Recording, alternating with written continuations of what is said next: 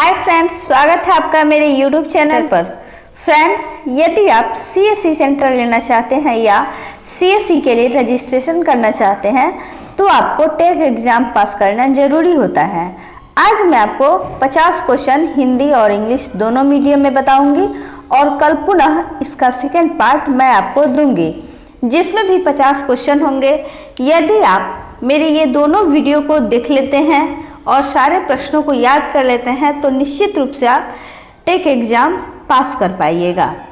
तो इसी के साथ चलिए शुरू करते हैं।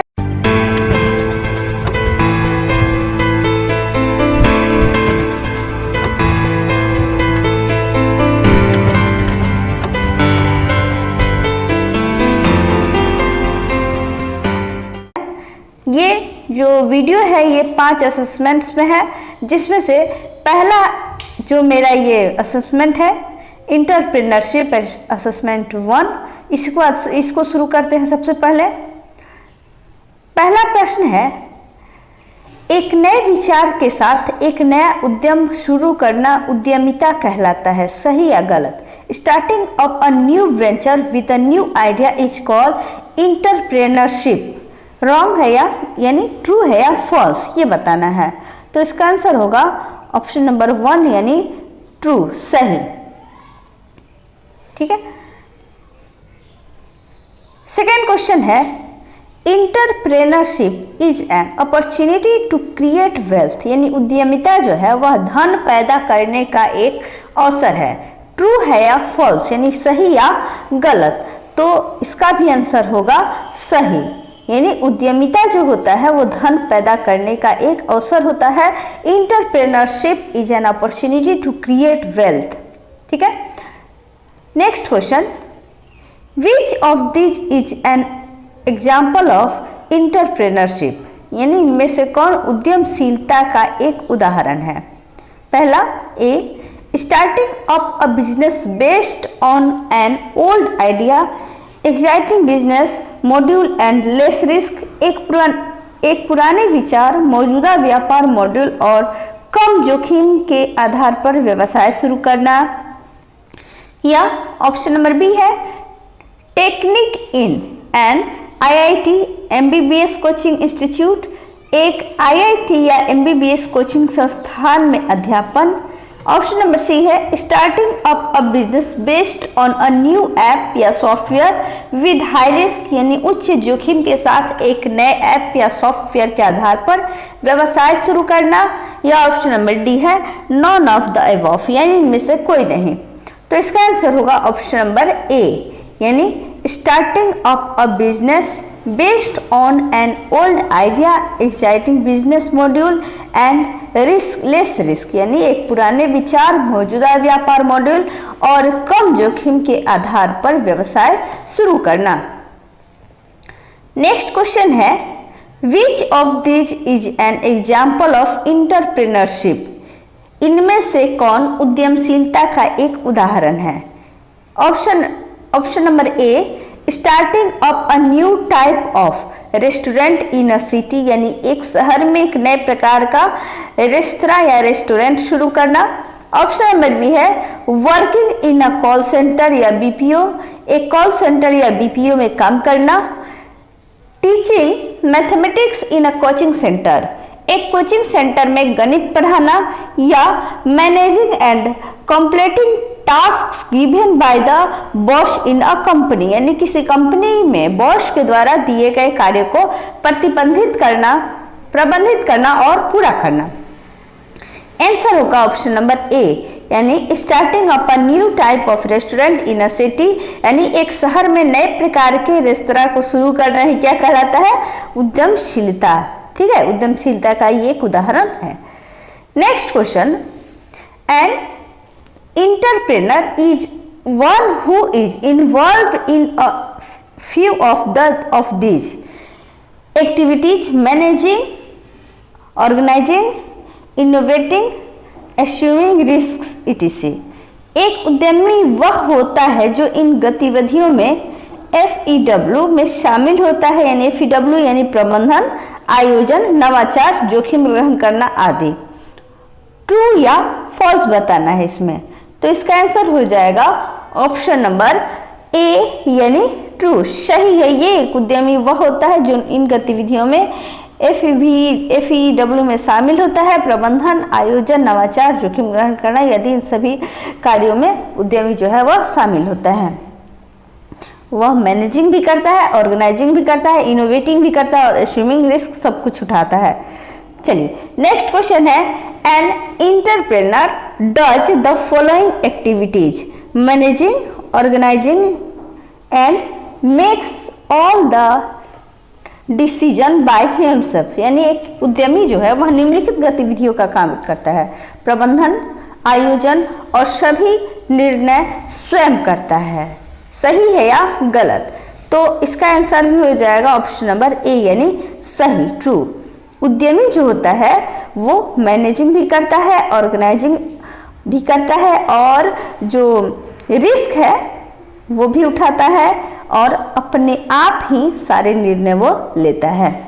ठीक है, अगला question number 7, an entrepreneur is a person who takes less risk, avoids experiments. यानी एक उद्यमी वह व्यक्ति होता है जो कम जोखिम लेता है या प्रयोग से बचता है। तो ये जो ऑप्शन है इसका जो अब ट्रू या फॉल्स, ट्रू और फॉल्स दिया हुआ है तो इसमें होगा फॉल्स यानी गलत। ऑप्शन नंबर बी इसका सही आंसर होगा। यानी उद्यमी जो व्यक्ति होता है वो जोखिम भी उठाता है और एक्सपेरिमेंट भी करता है। तो यहाँ पे दिया हुआ है कि वह व्यक्ति, वह उद्यमी जो कम जोखिम ले और प्रयोग से बचे, ये सही नहीं है। यानी उसे उद्यमी नहीं कहा जा सकता, उसे एंटरप्रेन्योर नहीं कहा जा सकता। ठीक है, next question, a successful entrepreneur can become rich very fast. यानी एक सफल उद्यमी बहुत तेजी से अमीर बन सकता है, बिल्कुल बन सकता है अगर उद्यमी सफलता के साथ काम करे, यानी मेहनत से काम करे, अच्छे विचारों के साथ काम करे तो वह जरूर अमीर बन सकता है बहुत तेजी से। इसका आंसर होगा ऑप्शन नंबर ए यानी ट्रू, सही। Next question, all people who starts up a business based on a new idea are always successful। यानी नए विचार के आधार पर व्यवसाय शुरू करने वाले सभी लोग हमेशा सफल होते हैं। यह आवश्यक नहीं है कि सभी जो नए विचार के आधार पर व्यवसाय शुरू करने वाले जो उद्यमी है वो हमेशा सफल ही हो। तो इसका आंसर हो जाएगा ऑप्शन नंबर बी यानी फॉल्स, इसे बिल्कुल सही नहीं कहा जा सकता। Next question, 92% of the startups are successful within the first 3 years of starting। यानी 92% स्टार्टअप्स जो शुरू करने वाले होते हैं व्यवसाय, वो शुरू करने के पहले 3 वर्षों के भीतर सफल हो जाते हैं। सही है या गलत? तो इसका आंसर होगा ऑप्शन नंबर बी यानी सही नहीं है, ये फॉल्स है। ठीक है, यह नहीं कहा जा सकता कि स्टार्टअप्स जो हैं वो 92% ऐसे हैं जो 3 वर्षों के भीतर ही सफल हो जाए। चलिए, तो ये तो हो गया हमारा पहला असेसमेंट। अब दूसरा असेसमेंट यानी मार्केटिंग एजुकेशन वैल्यू असेसमेंट 2। इसका पहला क्वेश्चन है, why is an customer purchasing from a particular store. ग्राहक किसी विशेष स्टोर से खरीदारी क्यों कर रहा है? ऑप्शन है पहला, because the customer values the AC you provide inside the shop. यानी क्योंकि ग्राहक अपने द्वारा दुकान के अंदर उपलब्ध कराए गए AC को महत्व देता है। Option number B, because the customer values the product of service the shop provides. क्योंकि ग्राहक उस उत्पाद या सेवा को महत्व देता है जो दुकान प्रदान करती है। ऑप्शन नंबर सी यानी तीसरा, because the customer values the friendship with in the shops owner. क्योंकि ग्राहक दुकान के मालिक के साथ दोस्ती को महत्व देता है, या ऑल ऑफ द अबव यानी ऊपर के सभी।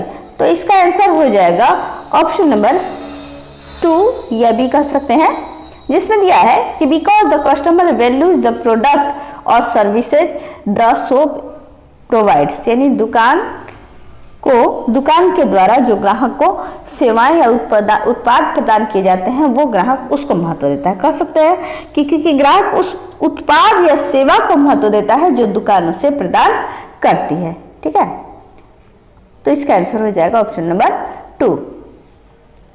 Next question, value is what the soap store provides to the customer like services of a soap और फीचर्स ऑफ अ प्रोडक्ट, यानी मूल्य वह है जो ग्राहक को दुकान या दुकानदार प्रदान करता है किसी दुकान या उत्पाद की सुविधाओं की तरह।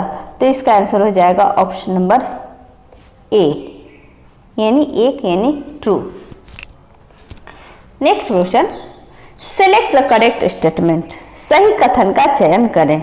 वैल्यू इज कस्टमर डिफाइंड, यानी मान ग्राहक परिभाषित करता है। वैल्यू इज कंसल्टेंट डिफाइंड, मूल्य सलाहकार परिभाषित करता है। या वैल्यू इज सेल्समैन डिफाइंड, मूल्य जो है वह सेल्समैन परिभाषित करता है। या वैल्यू इज बिजनेसमैन डिफाइंड, मूल्य जो है वह व्यवसायी परिभाषित करता है। तो इसका आंसर हो जाएगा ऑप्शन नंबर ए, यानी मान जो है वो ग्राहक परिभाषित करता है। Value is customer defined, customer उसको मूल्य देता है सामान का। चलिए next question, select the correct statement, सही कथन का चयन करें। Value depends on a features of services provided by the store, मूल्य स्टोर द्वारा प्रदान की जाने वाली सुविधाओं या सेवाओं पर निर्भर करता है। Option number 2, value depends on a features और services sold by the salesman, मूल्य विक्रेता द्वारा बेची गई सुविधाओं या सेवाओं पर निर्भर करता है। Option number 3, value depends on a features of services discounted by the stores owner, मूल्य स्टोर के या दुकान के स्वामी द्वारा छूट दी गई सुविधाओं या सेवाओं पर निर्भर करता है। या option number 4, value depends on the features और services consumed by the customer.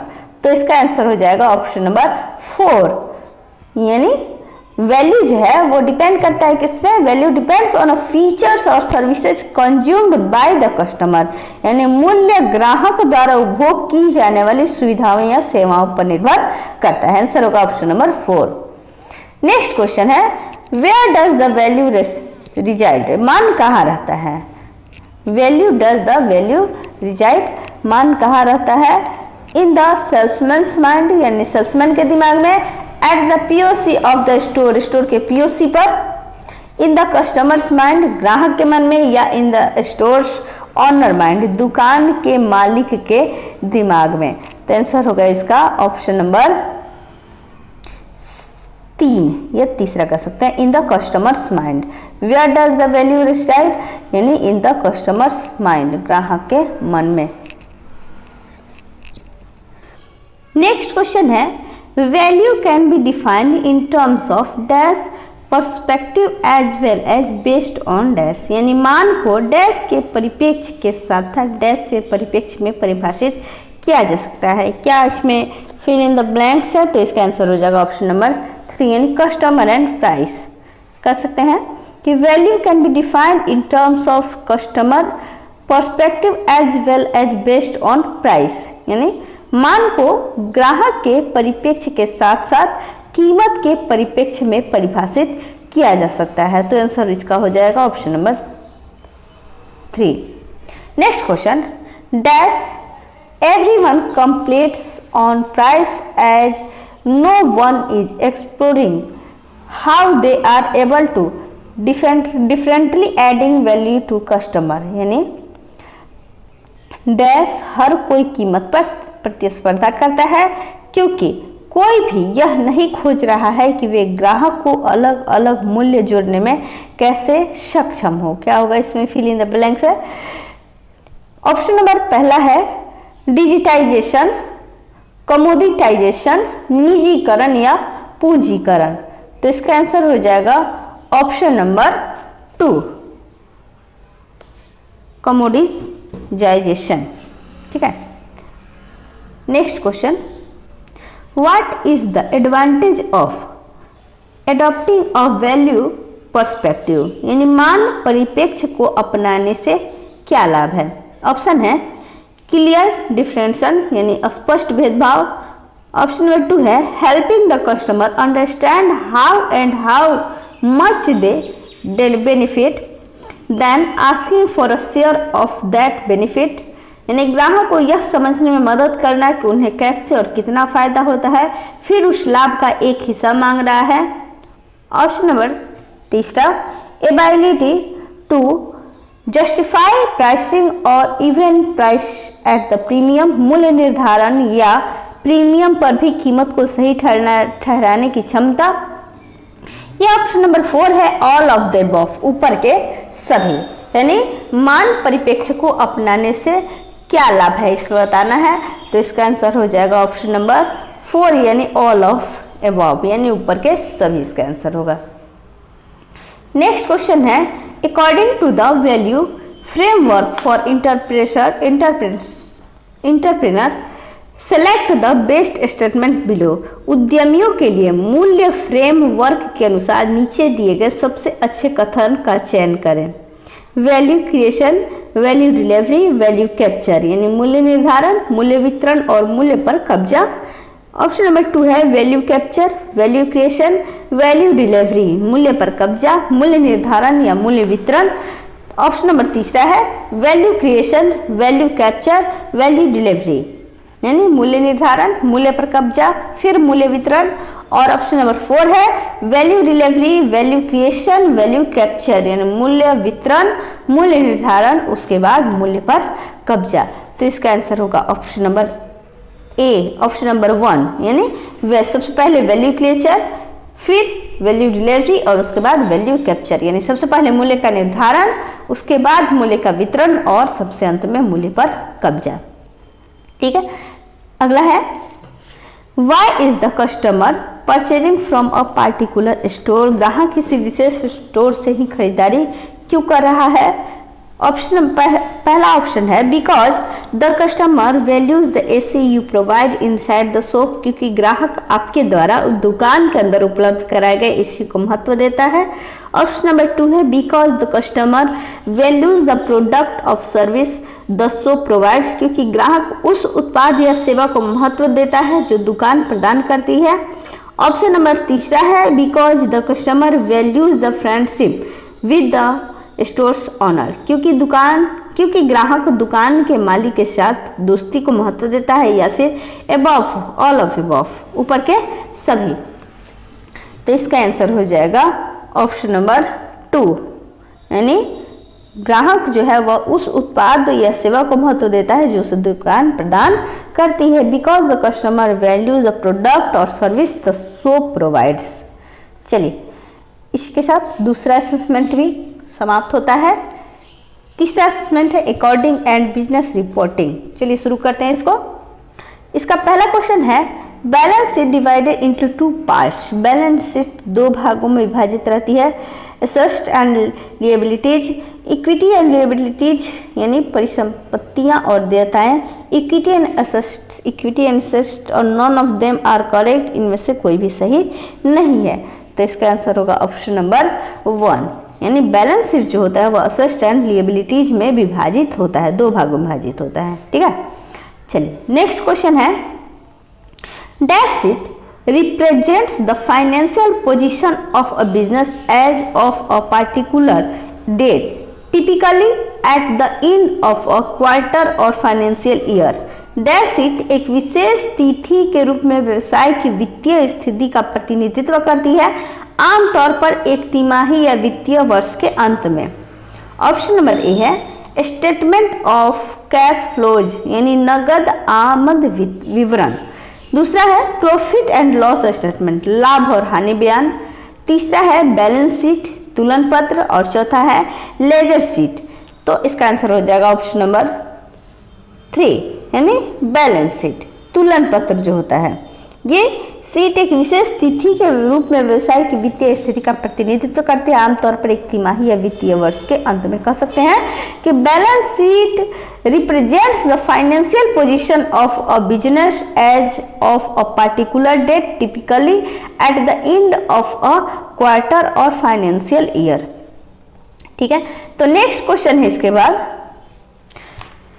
Inventories is the value of raw materials held, work in process and finished good held by the business। Inventory कच्चे माल का मूल्य, कार्य प्रक्रिया और व्यापार द्वारा आयोजित तैयार माल का मूल्य है। क्या होगा इसका आंसर?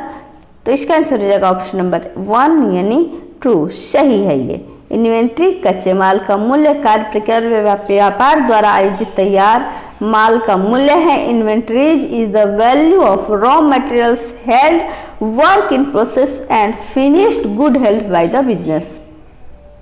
चलिए नेक्स्ट क्वेश्चन है, both assets and liabilities are classified as current and non current, यानी दोनों परिसंपत्तियों और देनदारियों को वर्तमान और गैर वर्तमान के रूप में वर्गीकृत किया जा सकता है। तो इसका आंसर होगा ऑप्शन नंबर 1 यानी ट्रू, सही है, बिल्कुल सही है ये। चलिए नेक्स्ट क्वेश्चन है, dash are those assets that are expected to be sold or converted to cash or consumed within 1 year, यानी डैश वे संपत्तियां हैं जिनके 1 वर्ष के भीतर बेचे जाने या नकदी में परिवर्तित होने या उपभोग होने की उम्मीद है। ऑप्शन है करेंट एसेट्स वर्तमान संपत्ति, करेंट लिएबिलिटीज वर्तमान देनदारियां, नॉन करेंट एसेट्स गैर तत्कालिक परिसंपत्ति या नॉन करेंट लिएबिलिटीज गैर मौजूदा देनदारियां। तो इसका आंसर हो जाएगा ऑप्शन नंबर ए यानी 1, करेंट एसेट्स वर्तमान संपत्ति वे संपत्तियां हैं जिनके 1 वर्ष के भीतर बेचे जाने या नकदी में परिवर्तित होने या उपभोग होने की उम्मीद है। यानी कह सकते हैं कि current assets are those assets that are expected to be sold or converted to cash or consumed within 1 year।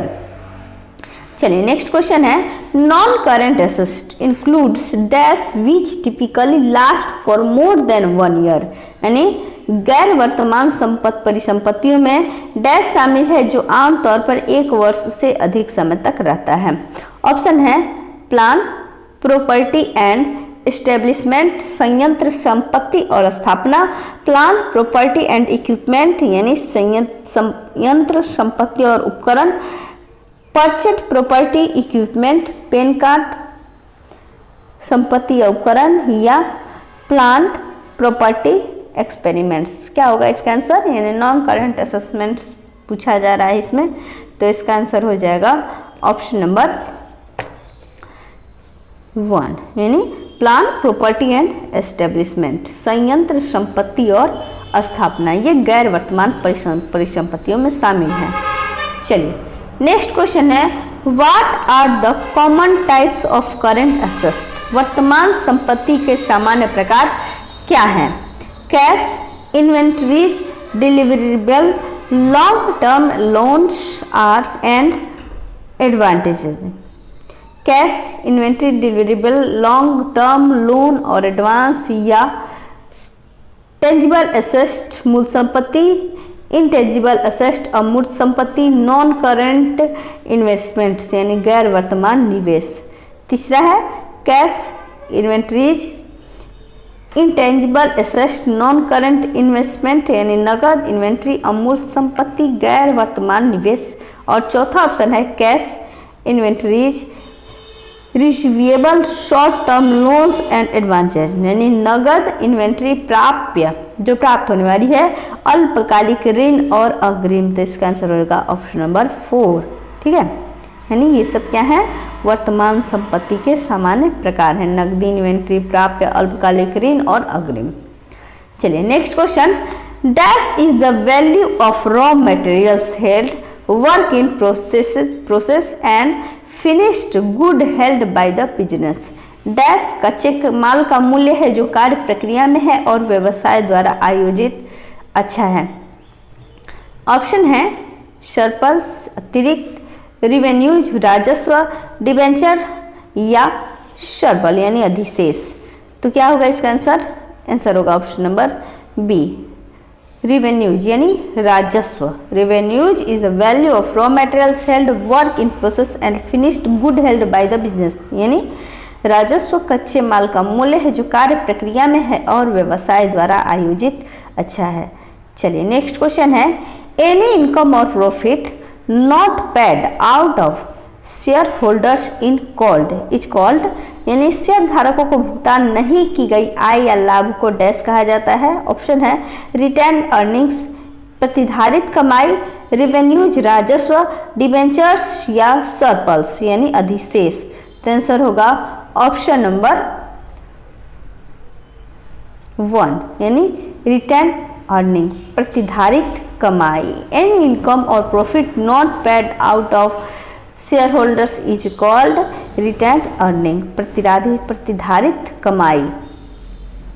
चलिए next question, dash is also called income statement, यानी किसे आय विवरण भी कहा जाता है। ऑप्शन है स्टेटमेंट ऑफ कैश फ्लोज, नगद आमद विवरण, प्रॉफिट एंड लॉस स्टेटमेंट, लाभ और हानि विवरण, बैलेंस शीट यानी तुलन पत्र और जनरल जर्नल यानी सामान्य जर्नल। तो इसका आंसर हो जाएगा ऑप्शन नंबर 2, लाभ और हानि विवरण। इसको आय विवरण भी कहा जाता है, यानी profit and loss statement is also called income statement. चलिए नेक्स्ट क्वेश्चन, तो ये तो हो गया असेसमेंट 3rd तक लास्ट क्वेश्चन। अब चौथा असेसमेंट है बेसिक फाइनेंशियल टर्म्स। चलिए शुरू करते हैं। इसका पहला क्वेश्चन है, what is the primary objective of a business, किस व्यवसाय का प्राथमिक उद्देश्य क्या है।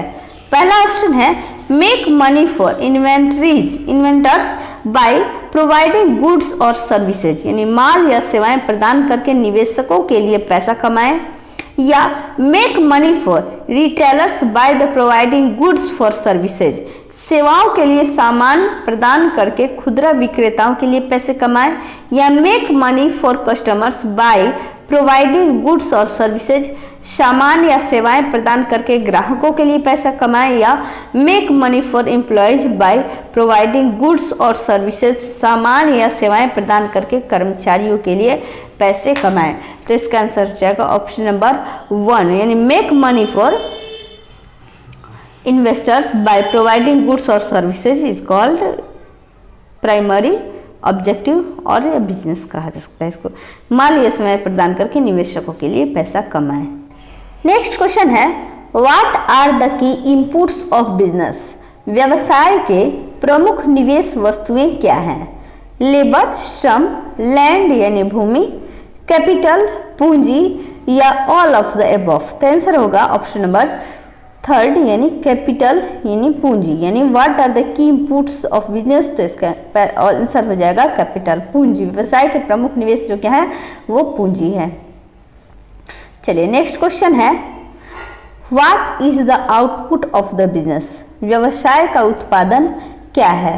पहला है गुड्स माल, सर्विसेज सेवाएं, बोथ ऑफ द अबव दोनों, या नाइदर आउट इज करेक्ट कोई भी सही नहीं है। तो इसका आंसर हो जाएगा ऑप्शन नंबर 3rd यानी तीसरा, बोथ ऑफ द अबव। ये दोनों, ये क्या है दोनों हैं, यानी व्यवसाय का उत्पादन अगर पूछा जाए तो माल और सेवाएं दोनों होता है, गुड्स भी और सर्विसेज भी। तो यही इसका आंसर हो जाएगा option number 3। Next question, what are the different forms of business, what are the different forms of business, व्यवसाय के विभिन्न रूप क्या हैं। पहला ऑप्शन है सोल प्रोप्राइटरशिप, फ्रेंडशिप, कॉरपोरेशंस यानी एकमात्र स्वामित्व, मैत्री मित्रता या निगम। दूसरा ऑप्शन है सोल प्रोप्राइटरशिप, पार्टनरशिप, कॉरपोरेशंस एकमात्र स्वामित्व, भागीदारी, निगम। तो इसका आंसर हो जाएगा ऑप्शन नंबर 2।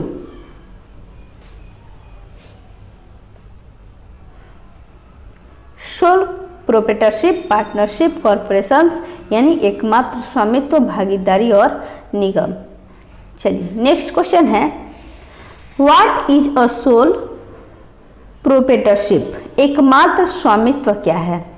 ऑप्शन है a single owner who is also usually responsible for the day to day running of the business, यानी एक अकेला मालिक जो आमतौर पर दिन प्रतिदिन के व्यवसाय के लिए जिम्मेदार होता है।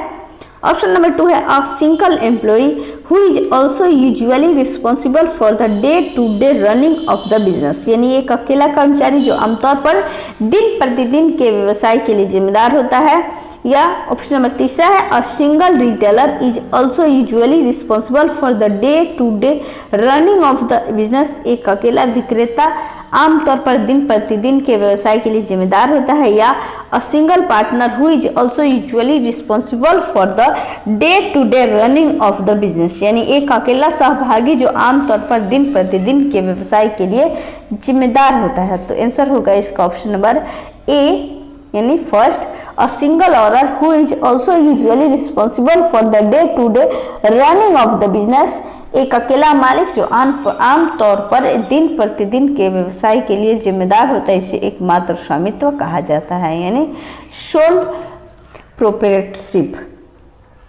Next question, dash has multiple owners और partners some of whom are also usually responsible for the day to day running of the business, यानी डैश के कई मालिक या साझेदार हैं जिनमें से कुछ व्यवसाय के दिन प्रतिदिन के चलने के लिए भी जिम्मेदार हैं। ऑप्शन है फ्रेंडशिप मित्रता, प्रेसिडेंटशिप अध्यक्षता, पार्टनरशिप साझेदारी या कॉरपोरेशन निगम। तो इसका आंसर हो जाएगा ऑप्शन नंबर 2 अध्यक्षता, यानी जब अध्यक्षता कर सकते हैं। Partnership has multiple owner or partner some of whom are also usually responsible for the day to day running of the business, यानी अध्यक्षता के कई मालिक या साझेदार हैं जिनमें से कुछ व्यवसाय के दिन प्रतिदिन के चलने के लिए भी जिम्मेदार हैं।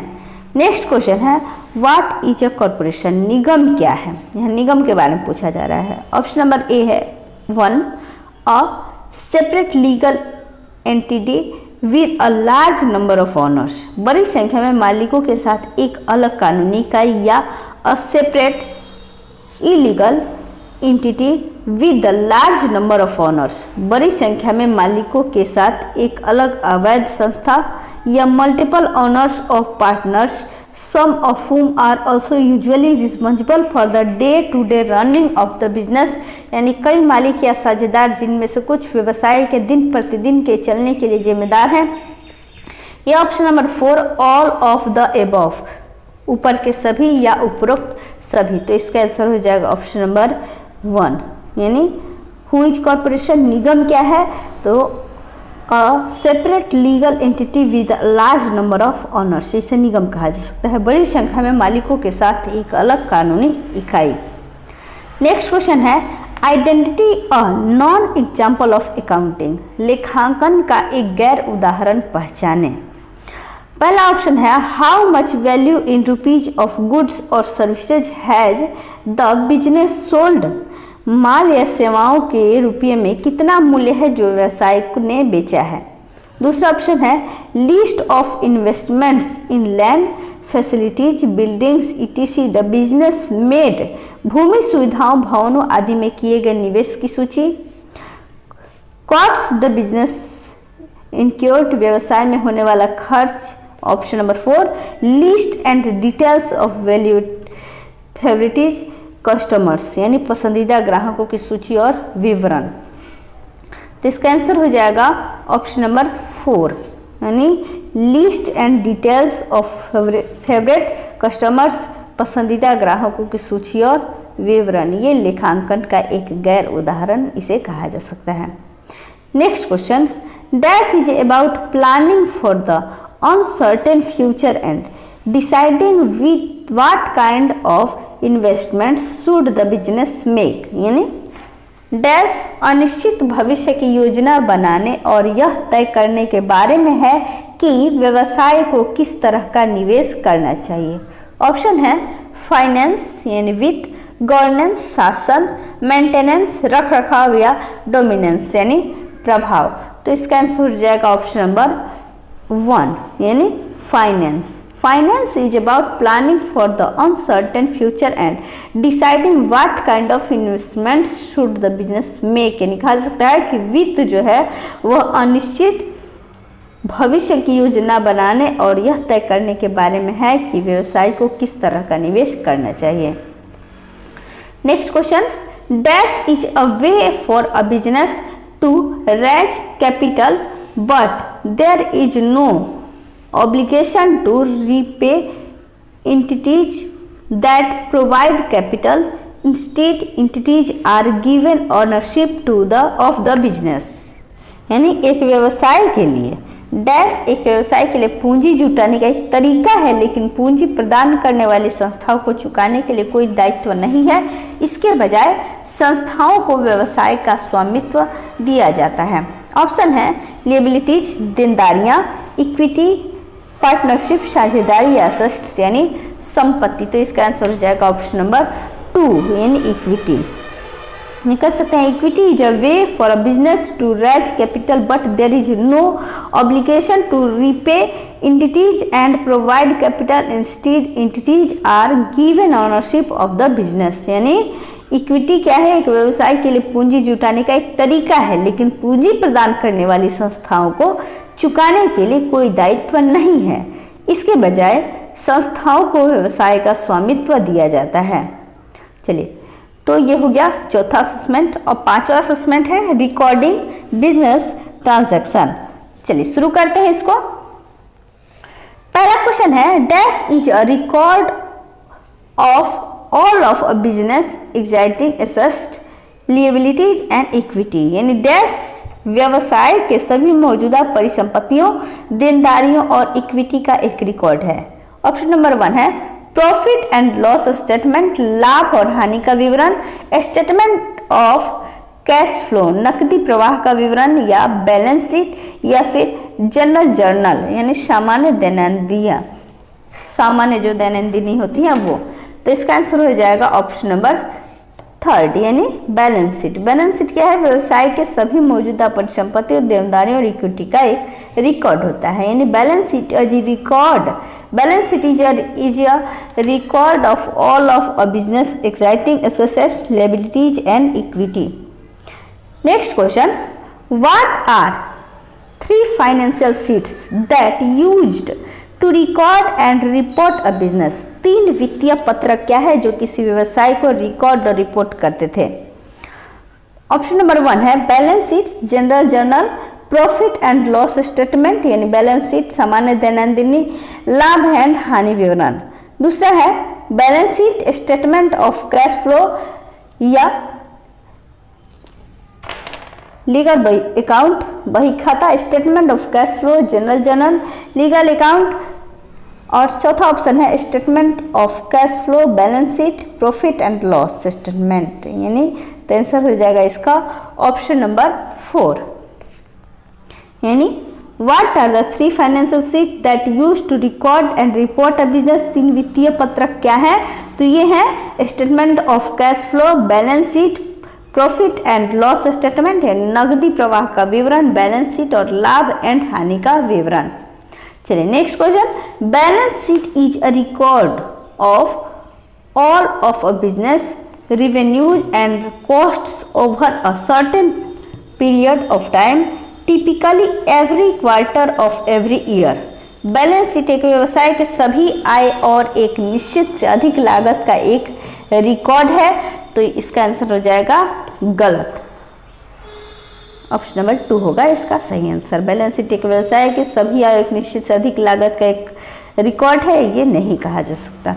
ठीक है, चलिए next question, equity and liabilities come first in a balance sheet followed by assets. इक्विटी और लायबिलिटीज एक बैलेंस शीट में पहले आती है और इसके बाद संपत्ति होती है। तो ये बिल्कुल सही है, ऑप्शन नंबर 1 इसका सही होगा, ट्रू सही है। इक्विटी और लायबिलिटीज एक बैलेंस शीट में पहले आती हैं और इसके बाद संपत्ति होती है। चलिए next question, select the correct equation, सही समीकरण का चयन करें। Total assets equal to total liabilities plus equity यानी कुल संपत्ति इक्वल टू कुल संपत्ति बराबर कुल लायबिलिटीज प्लस इक्विटीज होता है। ऑप्शन नंबर 2 है total liabilities equal to total assets plus equity, यानी कुल लायबिलिटीज बराबर कुल संपत्ति प्लस इक्विटी। तीसरा ऑप्शन है टोटल इक्विटी बराबर total assets plus total liabilities, यानी कुल इक्विटी बराबर कुल संपत्ति बराबर कुल लायबिलिटीज। और चौथा ऑप्शन है total equity equal to total liabilities और टोटल एसेट्स। ठीक है, तो इसका आंसर हो जाएगा ऑप्शन नंबर 1, यानी पहला, total assets equal to total liabilities plus equity. कुल संपत्ति बराबर कुल लिएबिलिटीज और इक्विटी प्लस इक्विटी है। चलिए नेक्स्ट क्वेश्चन है, अ business can not survive for a long without, यानी एक बिजनेस जो है, एक व्यवसाय जो है, किसके बिना लंबे समय तक जीवित नहीं रह सकता। ऑप्शन है man power Shram Shakti, cash पैसा, इंफ्रास्ट्रक्चर भूमि का रूप व्यवस्था, और नॉन ऑफ, यानी इनमें से कोई नहीं। तो इसका आंसर हो जाएगा ऑप्शन नंबर 2 कैश। कैश के बिना कोई व्यवसाय लंबे समय तक जीवित नहीं रह सकता, यानी a business can not survive for a long without cash. Next question है, Geeta has a grocery shop, the customers have already paid rate 5000 to her, Geeta decided to pay her supplier 2000 at the end of the week according to equal basis calculate her profit। Geeta की किराने की दुकान है, ग्राहकों ने पहले ही उसे 5000 रुपये का भुगतान कर दिया है। गीता ने सप्ताह के अंत में अपने सप्लायर को 2000 रुपये देने का फैसला किया, इक्वल बेसिस के अनुसार उसके लाभ की गणना करता है। तो इसका आंसर होगा ऑप्शन नंबर 1, यानी 0। नेक्स्ट क्वेश्चन है, accounts world wide use a triple entry system to record transaction. दुनिया भर के लेखाकार लेन देन को रिकॉर्ड करने के लिए ट्रिपल एंट्री सिस्टम का उपयोग करते हैं। सही है या गलत है, यानी ट्रू है या फॉल्स है, इसमें ये बताना है। तो इसका आंसर होगा ऑप्शन नंबर 1, यानी ट्रू, सही, क्योंकि दुनिया भर के लेखाकार लेन देन का रिकॉर्ड करने के लिए ट्रिपल एंट्री सिस्टम का ही उपयोग करते हैं। नेक्स्ट क्वेश्चन है, transactions are entered into the general journal in chronological order। कालानुक्रमिक क्रम में लेन देन सामान्य पत्रिका में दर्ज किए जाते हैं। ऑप्शन है ट्रू या फॉल्स बताना है इसमें, तो इसका आंसर हो जाएगा ट्रू, सही। नेक्स्ट क्वेश्चन है, dash is a record of all of a business exciting assets liabilities and equity. Dash व्यवसाय के सभी मौजूदा परिसंपत्तियों, देनदारियों और इक्विटी का एक रिकॉर्ड है। प्रॉफिट एंड लॉस स्टेटमेंट, लाभ और हानि का विवरण, स्टेटमेंट ऑफ कैश फ्लो, नकदी प्रवाह का विवरण, बैलेंस शीट या जनरल जर्नल। तो इसका आंसर होगा ऑप्शन नंबर 3, यानी बैलेंस शीट। बैलेंस शीट जो है वो, तो balance sheet is a record of all of a business exciting assets liabilities and equity, यानी कह सकते हैं कि बैलेंस शीट व्यवसाय के सभी मौजूदा परिसंपत्तियों, देनदारियों और इक्विटी का एक रिकॉर्ड है। तो चलिए इसी के साथ आज का यहीं पे वीडियो समाप्त होता है। कल मिलते हैं फिर से मेरे अगले वीडियो में, तब तक के लिए धन्यवाद।